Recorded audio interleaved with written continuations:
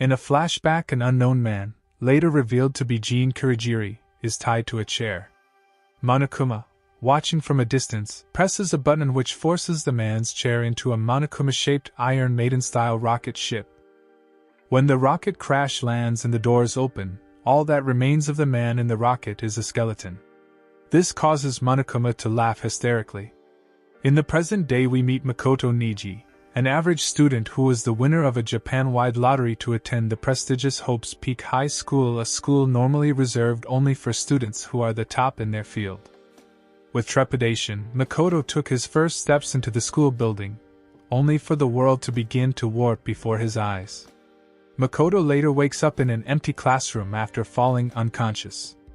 He finds a brochure for the school on the teacher's desk, where he finds a note instructing him to gather in the school's gym at 8 o'clock for the entrance ceremony. After realizing it's already 8 o'clock, Makoto cautiously leaves the classroom for the gym, where he meets his 14 classmates. The final student Makoto meets, Sayaka Meizono, super high school level idol, recognizes Makoto because the two of them attended the same junior high school. Makoto is surprised someone as popular as Sayaka would remember someone as average as him, and Sayaka pretends to be offended as a joke, breaking the ice. A voice begins speaking over the school tannoy, and suddenly a black and white bear appears on the podium on the stage. He introduces himself as Monokuma, the school's headmaster. Monokuma states, "Overflowing with potential, you high schoolers are none other than the hope of the world. In order to protect our wonderful rays of hope, you're expected to live here on campus and nowhere else. In other words, you're gonna spend the rest of your lives in here. For those of you who want to leave, I've established a certain rule. You are free to murder however you like. The only student permitted to leave is one who has committed murder." The students are understandably confused and shocked by this revelation and begin shouting at Monokuma for an explanation. Mondo, furious, threatens Monokuma and grabs him by the throat. Monokuma begins to flail, telling Mondo that violence against the headmaster is against school rules. This violation of school rules prompts Monokuma to explode, which would have killed Mondo had he not thrown Monokuma away at Kyoko's instruction. Seconds later, another Monokuma appears from behind the podium and tells the students that if any more rules are broken, they would be punished. He dismisses them and quickly disappears behind the podium. The students are left questioning whether they really did have to kill each other, and whether they can trust this group of strangers. The students break off into groups to try and find a way to escape, although none of them were successful. Byakuya announces that he would be searching alone in case anyone tried to kill him. Makoto tries to intervene, but instead Mondo punches Makoto for telling him what to do. Makoto is knocked unconscious. Makoto wakes up in what he learns is his new dorm room with Sayaka by his side. She explains that he had been carried to his room after he was knocked out, and that she had volunteered to stay with him after everyone else went to look for an escape. Sayaka insists that she will be Makoto's assistant from now on as they work to find a way out, and Makoto agrees. The pair join the rest of the students at a meeting in the cafeteria. Mondo and Makoto forgive one another. The students share what each group learned during their investigations. The futuristic exit door is sealed tightly closed and could not be forced open. The stairways are sealed with iron bars. Each student has their own comfortable bedroom, and that the kitchen is fully stocked and would be refilled daily with no risk of starvation. Celestia proposes that everyone stays in their room after 10 p.m. for safety. The next day, at a second student meeting after further investigation of the school grounds, Monokuma gate crashes and reveals his first motive, a DVD for each of the students that he has left for them in the A/V room. The students go to the room, which is full of monitors, and find a labeled DVD for each of them.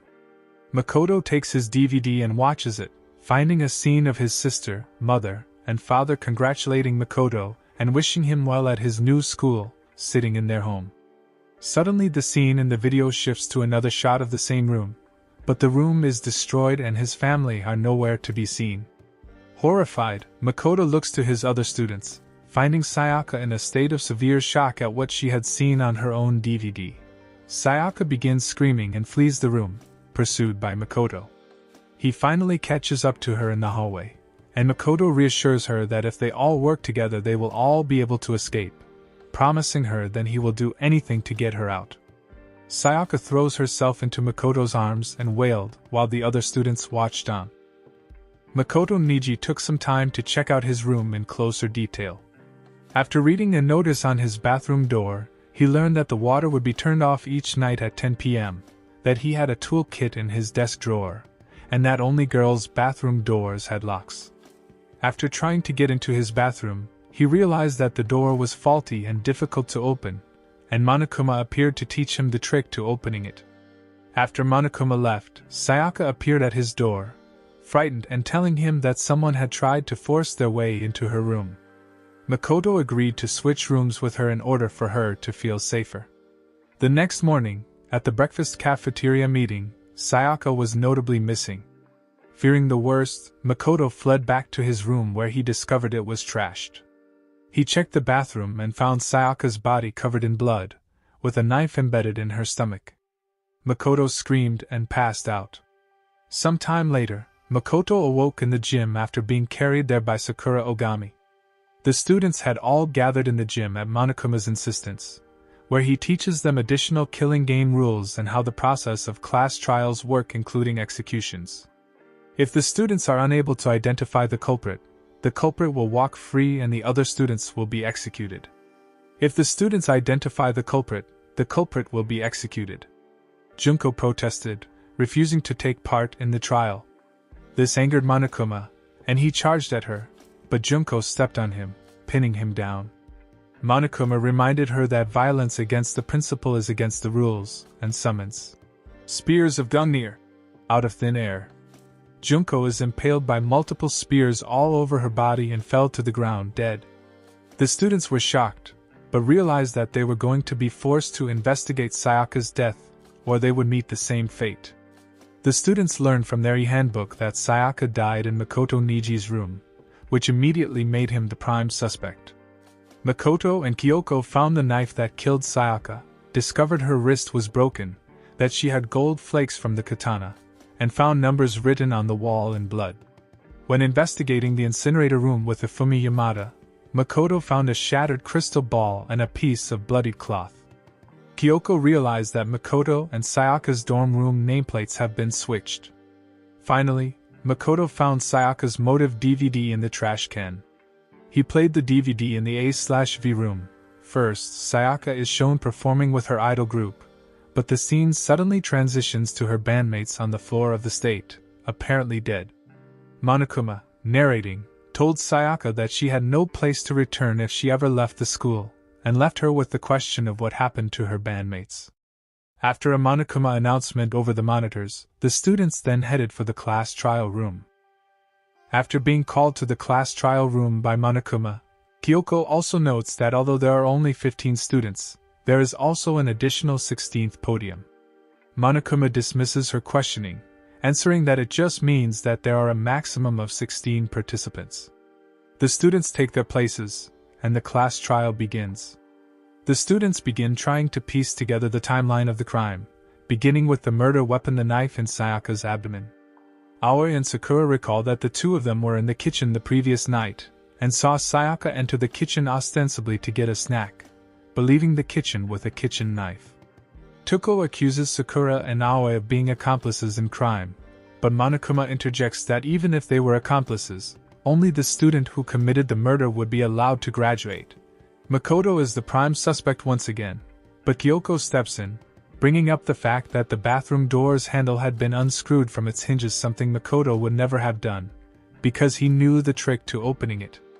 Mondo interjects that the killer must have just assumed it was locked, but Makoto counters that only the locks in the girls' bathrooms have locks. Celestia questions why the killer would have assumed that the door was locked if the room belonged to a boy, but Kyoko explains that the door's nameplates had been switched, which meant the killer assumed the room belonged to Sayaka. Ultimately surmising that Sayaka must have let the culprit in herself. Byakuya suggests that the only reason she did this was to frame Makoto for a murder, and the only reason she failed was that she was counterattacked by her target. Leon says there wasn't any more evidence, but is quickly contradicted by Makoto. Kyoko begins to talk about the dying message behind Sayaka's corpse. 11,037. Suddenly Makoto realizes the message was the culprit's name. He explains to the surprised students, if you flip 11,037 180 degrees you get Leon, the first name of Leon Kuwata. He looks at Leon, who begins to get angry. Makoto expands, saying how she was lying on her back when she wrote it, so the message was from her point of view. Leon strongly denies that he was the culprit, but Kyoko contradicts him with the evidence that he tried to get rid of the remainder of a bloody shirt sleeve and a smashed crystal ball which were found by the rubbish incinerator. Makoto goes over what must have happened. After killing Sayaka, the culprit hurried to get rid of the evidence. However, they couldn't get to the incinerator as there was a shutter gate in the way. So, the culprit used Hiro's crystal ball to open the gates by throwing it at the on button through the shutter gates. They threw the bloodied shirt into the incinerator and quickly left the garbage room. However, a part of the shirt which was not completely burnt fell to the ground, and thus was being used as evidence. Leon stands shocked and horrified, unable to speak. Monokuma announced that it's time to vote on the culprit. A fruit machine with the all students' faces on it is shown. The machine stops with all 3 columns on Leon's face. Monokuma happily confirms that the person who killed Sayaka was Leon. Leon shakily admits it. Everyone is horrified at the revelation. Monokuma exclaims that because they successfully caught the culprit, Leon will be given a punishment. Leon tries to reason with Monokuma and the horrified students that he only killed her in self-defense, and brings beating the walls with his fists. A metal clamp is strapped around Leon's neck, attached to a long chain. Leon tries to remove the clamp, but it's closed tight. The chain yanks Leon back through a long corridor into a baseball batting cage. A baseball pitching machine begins firing baseballs at Leon's body. The final blow comes in the form of a dozen or more baseballs fired at high speed directly at his face. Leon is left hanging lifeless from the pole as baseballs covered in Leon's blood roll towards the students. In the final scene, Kyoko comes to Makoto's room to talk, and Makoto correctly surmises she wants to talk about Sayaka. Kyoko tries to reassure him that despite the fact Sayaka had lured him into a trap, her final thought must have been to save him, or she wouldn't have left the dying message on the wall implicating Leon. Kyoko tries to get him to keep moving forward, but Makoto insists that he will carry Sayaka and Leon's deaths with him for the rest of his life. Kyoko smiles at him, happy to see him move forward. Following the day after, Monokuma grants the remaining students access to the 2nd floor of the academy, leading to a library. Along with a swimming pool with gender-specific changing rooms the students can change and go through to the pool area. Whilst the rest search the newly opened floor, Byakuya and Kyoko come across a school laptop that won't turn on, aware they are likely not able to use the internet.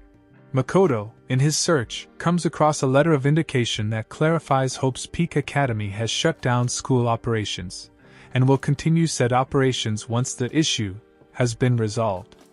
Unaware of what this means, they put the knowledge aside for later. Byakuya leads them to a room full of confidential files. As all the students start pooling into the library, they begin discussing the killing game once more, Chihiro exclaiming that she doesn't like it and doesn't want to kill her friends, leading to Byakuya sneering that everyone had voted to kill Leon themselves. Several people defend their own reasoning as to why, and Mondo's temper rises as he tries defending Chihiro's sadness. Byakuya only mocks him, and Kiyotaka attempts to stop Mondo from lashing out, only leading to the biker storming out of the library in anger. Multiple people begin leaving, and Tuko confesses she has no trust for everyone, and that no one would care if she died as long as it isn't them. Running away screaming, the remaining students in the library are warned from the drama. Aoi offers to take a dip in the pool to relax, finding out that the changing rooms are locked. Monokuma explains that e-handbooks are required to get in, and are specified to the designated gender only, or else the offender will be shot down by a machine gun. Later that night, Makoto comes across Tuko in the library, watching Byakuya read with a love-struck expression. He orders her to leave him alone and take a shower, claiming that she smells bad enough that he can sense her from far away. Dejected, Tuko agrees, and is followed by Makoto, trying to assure her that Byakuya's manners were never the best. She only seems to be under the assumption he cares about her and her hygiene, and that she and Byakuya are the perfect couple. She skips back to her room happily, leaving a shocked Makoto behind. Later, Makoto is caught in the middle of a fight between Mondo and Kiyotaka, and dragged to judge their battle of endurance in the sauna. Makoto eventually leaves them behind to wrap up the competition, leading to the two boys bonding in the sauna, evidenced by how close they are the very next day. Monokuma then assembles the students for a pep rally, revealing his next motive, in which he will publicly announce everyone's darkest or most embarrassing secrets unless someone is killed in the next 24 hours. Despite people being shocked at their own secrets written on paper, Makoto believes no one would kill over something so trivial, especially as his own secret, wetting the bed until 5th grade, is too petty. Despite his thoughts, he wakes up to an announcement that someone has died overnight. Makoto rushes to the cafeteria to check whoever they're missing, and they decide to split into groups to seek out whoever has died, Byakuya quickly recruiting Makoto as his partner. He leads him to the girls' locker room, and there they find Chihiro's corpse strung up as a crucifixion, and the phrase, "bloodbath fever," written in blood on the wall behind her. Kiyotaka appears soon after the two find her body, and the body discovery announcement leads to the rest of the students filing inside, staring in horror at Chihiro's body. During investigation, several peculiarities are found. This prompts Byakuya to reveal that the death must be the work of Genocide Show, and thus leads Makoto into the confidential files room in the library to pick up the cases on the murderous fiend, nearly everything about Chihiro's death matching up to the descriptions of the murderous victims. Aoi Asahina retrieves the two and explains that Tuko locked herself in her room and refuses to come out and speak unless Byakuya is there. She then shakily apologizes to the heir, and exclaims that she won't allow Genocide Show to add her to her. Monokuma announces that the second-class trial will start. The episode begins with the trial for Chihiro Fujisaki's murder underway. Monokuma prompts them to start discussing the weapon used, with Makoto preparing for the non-stop debate, his truth bullets ready. Byakuya kicks off the debate, stating that the victim's fatal injury was caused by blunt force trauma. Yasuhiro Hagakure suggests a metal pipe as the weapon, but Makoto dismisses it, pointing out that no pipe was found at the crime scene. Byakuya asserts he already knows the culprit, revealing that Chihiro's killer is Genocide Show, which shocks everyone. Makoto backs Byakuya's claim, noting they found a dossier on Genocide Show in the library, connecting the murder to the serial killer's trademark style. Celestia is surprised, and Byakuya reveals the killer's identity, Tuko Fukawa. Despite her protests, Byakuya insists that Genocide Show killed Chihiro, prompting her to transform into her murderous alternate personality. Genocide Show, now in control, mocks Byakuya and insists she didn't commit the murder. Makoto argues that, while she could be the killer, they cannot be certain. Genocide Show defends her actions, explaining that she only kills men she finds attractive and never women. Byakuya insists that all her victims were crucified, which Aoi and Mondo refute, pointing out that no other victim was tied with a cord. Makoto then questions Byakuya's involvement, recalling that the Genocide Show dossier was the same as one he had at home. This revelation raises suspicions that Byakuya may have tampered with the crime scene to frame Show. Recalling the confusion about the missing protein coffee stain, he concludes that the murder must have happened in the boys' locker room. Byakuya is caught off guard. Byakuya reluctantly admits his involvement, confessing that he tampered with the crime scene to test his classmates during the trial. With that settled, Celestia shifts the discussion to how the culprit gained access to both locker rooms. Kyoko reveals that the e-handbooks of the deceased were found in the foyer, and the culprit could have stolen one to access the girls' locker room. Makoto recalls Celestia mentioning that Chihiro was carrying a duffel bag with a jersey stuffed inside, but no jersey was found at the crime scene. Makoto refutes this by pointing out that Celestia never mentioned the jersey's color, leading to Mondo's nervous admission that he had made an assumption. Despite his protestations, Kyoko and Makoto confront him with the evidence. As the trial progresses, it becomes clear that Mondo was the killer. Makoto reconstructs the events of Chihiro's death. Chihiro, carrying the duffel bag, was confronted by the killer in the boys' locker room. The killer struck Chihiro with a dumbbell, bludgeoning him to death, then tampered with the crime scene by switching the contents of the locker rooms. In a quiet admission, Mondo confesses to killing Chihiro, shocking his best friend, Kiyotaka, who cannot believe it.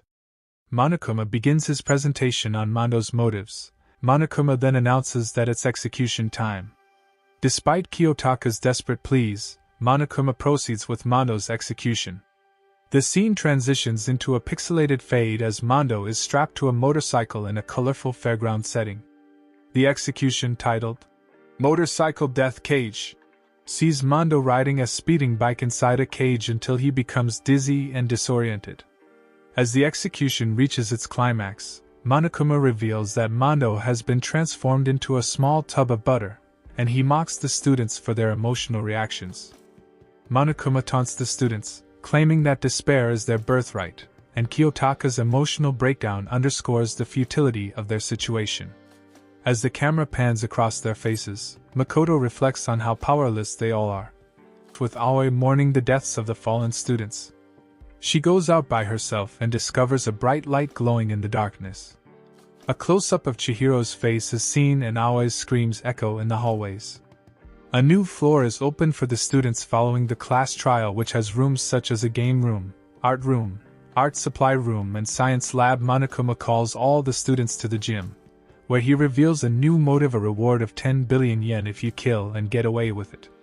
The students all doubt anyone would kill for money. Aoi sighs as Sakura Ogami wonders what's up. Aoi then reveals that she saw Chihiro's ghost. The students soon all gather in the public baths to find a laptop which Chihiro had repaired. The laptop contains the AI alter ego, which is currently trying to crack some files.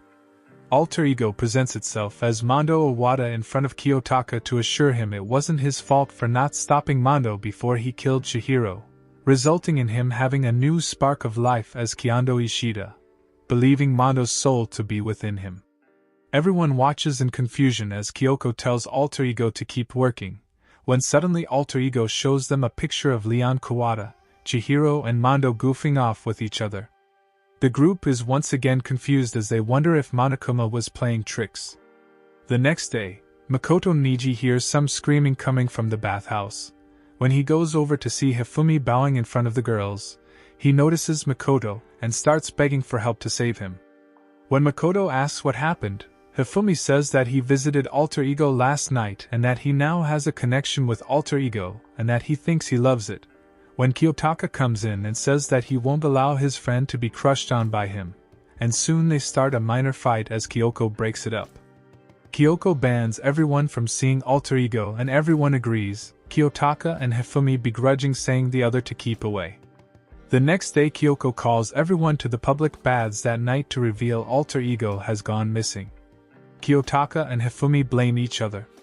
The next morning, Kiyotaka and Hifumi's bodies are found dead and Celestia is attacked by the Robo-Justice. However, the situation becomes more confusing when the pair's bodies disappear and are found again in an art cupboard. It appears Hifumi is on the edge of death, and gasps Yasuhiro, and having already met everyone before coming to the school before passing away. Hifumi dies in Aoi's arms, just as Monokuma announces that a corpse has been found and that a class trial will be held. Everyone is distraught at the loss of two in a row.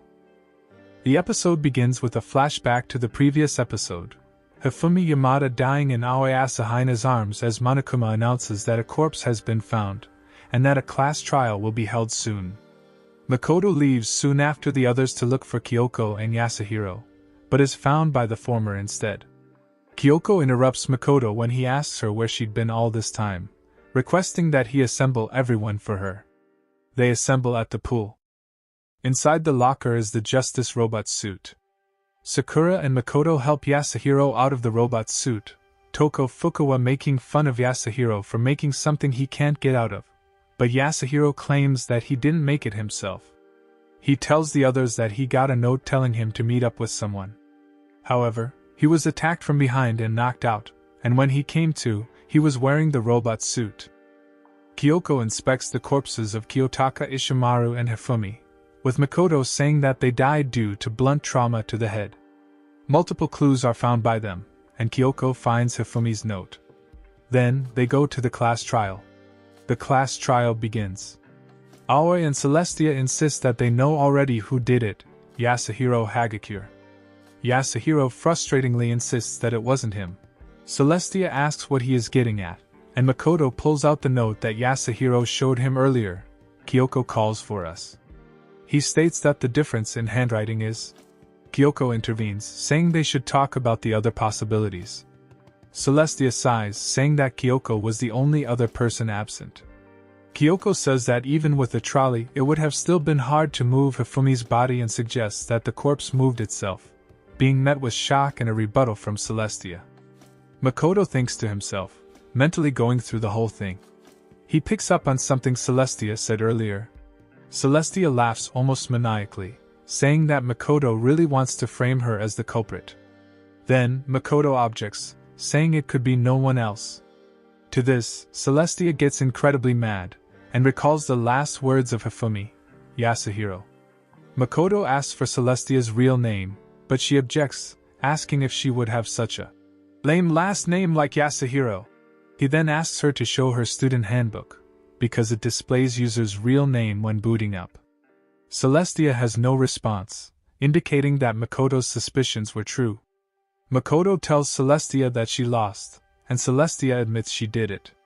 She then asks Monokuma to start the punishment. The vote is unanimous, with Celestia found guilty. Monokuma tells them Celestia's real name, Teiko Yasuhiro. Then, Celestia reveals her entire plan, motivating Hifumi by using alter ego and killing both Ishimaru and Hifumi. She also tells them of her dream, to live out the rest of her days in a western castle, which was why she turned to gambling. Monokuma's 10 billion yen would have been sufficient for the castle, had Celestia gotten away with the murder. Celestia starts walking away for her execution, saying that if she were to be reborn, it would be as Marie Antoinette. After the trial ended with Celestia's execution, Kyoko and Makoto discovered alter ego located in one of the lockers of the bathhouse. As Kyoko begins to leave, Makoto asks her what she was doing all day, by herself. Kyoko responds with, "Nothing you need to know right now." Atrian tells him what she was investigating, a secret room, in the boys' washroom on the second floor. But then, just as Makoto reads out the ominous phrase, a masked figure comes out from behind him and hits him on the head, knocking him unconscious. After he regained his consciousness, Makoto realized all the files in the hidden room were gone.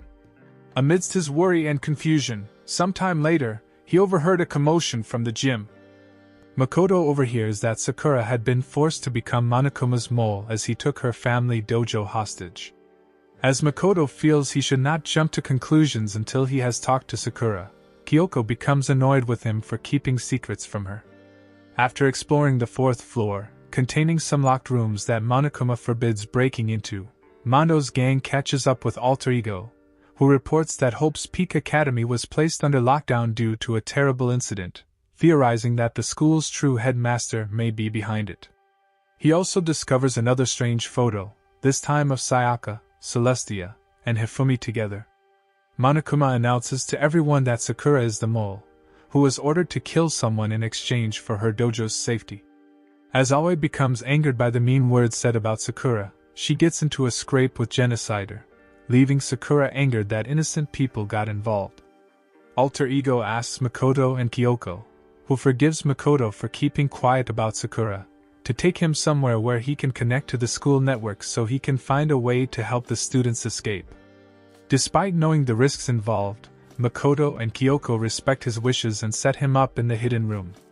Makoto, Kyoko, and Aoi discover Sakura dead in the rec room, which is locked from the inside. Kyoko conducts her investigation. Aoi directs her anger towards Byakuya, Toko, and Yasuhiro, feeling one of them is responsible for Sakura's death. Following an investigation in the chemics lab, the class trial begins. Toko reveals she, Byakuya, and Yasuhiro all received notes from Sakura calling them to the rec room, where she witnessed Yasuhiro attack Sakura with a glass bottle out of fear. However, Yasuhiro being the culprit is ruled out when Makoto reveals Sakura was hit twice. Toko passed out from seeing Sakura's bloody forehead and became genocider, hitting her with another bottle. As this is also revealed to have not been a killing blow, Byakuya reveals that the actual cause of death was poison. Aoi confesses, claiming that she replaced Sakura's protein shake with poison and gave it to her. However, Makoto and Kyoko's analysis of the closed room scenario, along with a piece of glass found in the poison bottle Byakuya presented, reveal that Aoi is hiding the fact that Sakura committed suicide. She tried to steer the trial to a wrong verdict, believing from a suicide note that Sakura was suffering and that everyone deserved to die to make up for it. Monokuma reveals the note she read was a fake he made. Sakura's real suicide note states that she took her own life to save her dojo and wished for everyone else to make it out of the academy alive.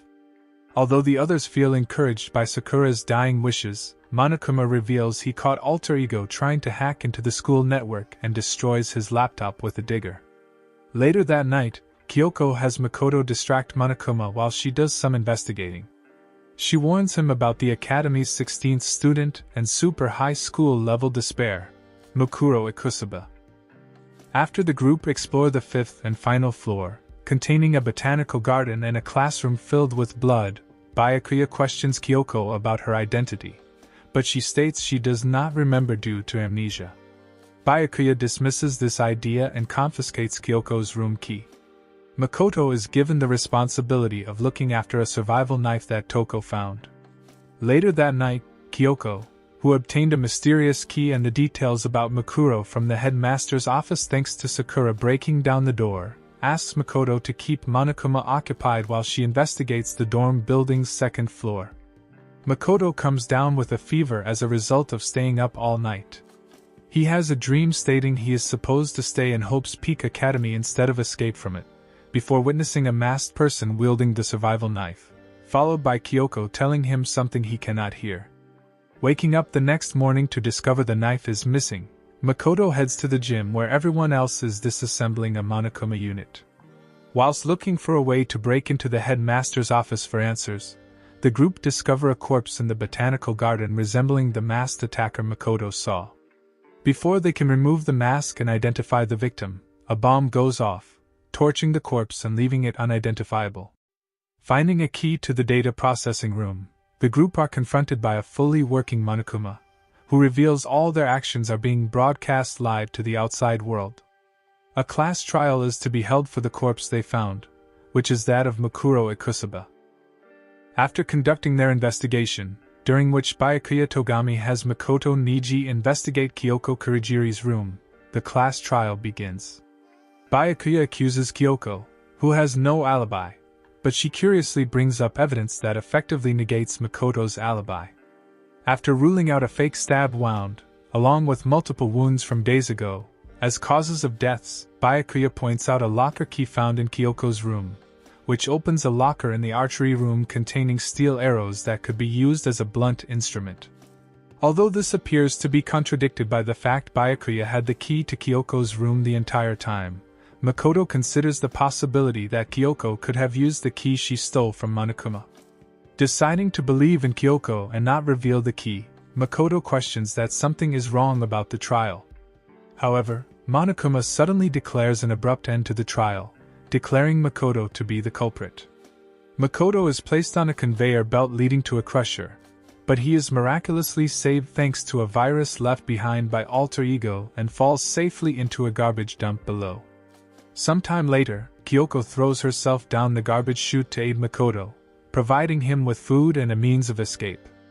Kyoko explains how Makoto would have been the victim had she not saved him from the assailant, with the trial a setup to get either her or Makoto out of the picture.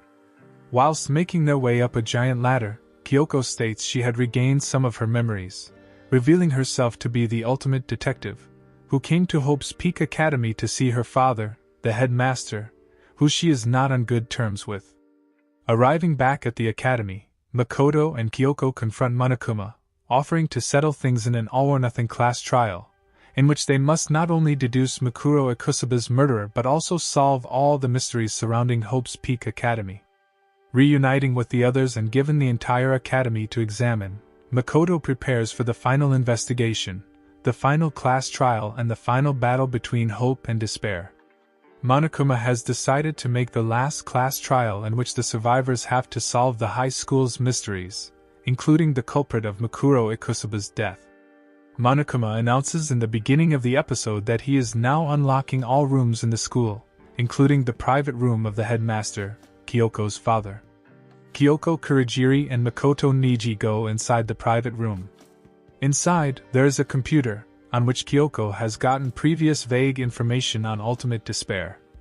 On this computer, there is a password box, but what it is for, they do not know. Kyoko mentions that she has tried countless different answers for the puzzle, that is the password code, to no success. Makoto, however, gets an idea he is sure Kyoko did not think of. He types Kyoko, Kyoko's first name, and is successful, opening a secret door that was hidden in the wall. Makoto and Kyoko go inside this newly revealed secret room, only to come across a brightly colored package on a table. Despite Kyoko's warning that it is most likely something unpleasant, Makoto opens the gift box to find a human skeleton, assumed to be that of the headmaster. Along with the remains, there is an ID card, presumably belonging to the headmaster. Also in the room, Kyoko comes across a picture of her father and herself when she was younger, and find a memory card of some sort taped on the backside of the frame. Kyoko and Makoto go to the lab in which they watched those first motive video clips way back in episode 01, and put on the card. The only file on it is a video file, and it turns out to be a file of each student being interviewed by the headmaster, agreeing to stay locked in the school for life. As soon as the video gets to Junko Inashima, however, Monokuma cuts the power, frying the chip and saying that it was a power outage of some sorts. After the video incident, Kyoko asks to be left alone, so Makoto leaves her and goes to investigate on his own, going to the locker room on the second floor. Using the ID card he found in the secret room, he unlocks 2 lockers there, one having notebooks full of class notes that belong to Yasuhiro Hagakure, and the other solely containing a journal of Kyoko's.